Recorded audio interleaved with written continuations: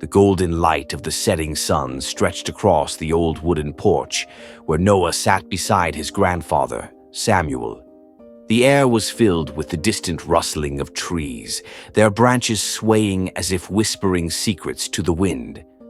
Noah, an inquisitive 8-year-old, turned his gaze toward his grandfather, his young mind wrestling with a question that had lingered in his heart.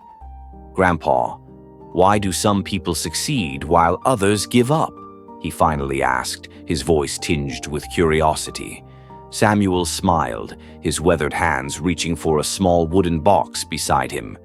With great care, he opened it, revealing 2 tiny seedlings. He handed them to Noah, his eyes twinkling with a quiet wisdom. "Let me show you," Samuel said. Together they planted the seedlings, one in a small pot inside the house, placed safely near the window, and the other in the backyard, exposed to the open sky. Noah was fascinated as days turned into weeks.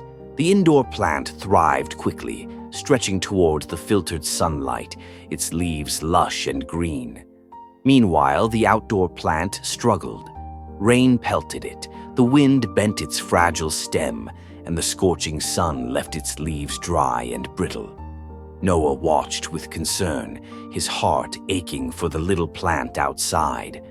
One evening, dark clouds gathered and a storm raged through the night. Noah lay in bed, tossing and turning, worried about the young tree braving the elements. By dawn, he hurried outside, expecting to find it uprooted, defeated by the storm. But there it stood, bruised yet unbroken. The sight puzzled him. The plant inside was untouched, its leaves still perfect, yet something about the battered little tree outside seemed stronger. Samuel found him standing beside the trees, deep in thought. Placing a gentle hand on Noah's shoulder, he gestured toward the outdoor plant. "This little tree has faced storms, wind, and scorching heat," he said. "Every hardship forced its roots to dig deeper, making it stronger." Noah frowned and looked at the indoor plant. It was taller, but its stem was thin, fragile. With a soft touch, Samuel pressed on it, and the stem bent effortlessly, almost snapping.